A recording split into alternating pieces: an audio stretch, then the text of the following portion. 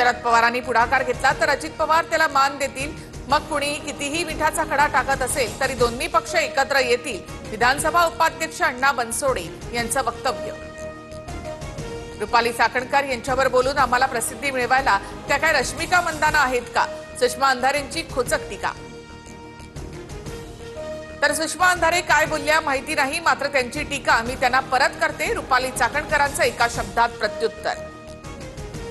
घर जाण्याची भाषा करणारे चक्रम मंत्रिमंडळात कसे?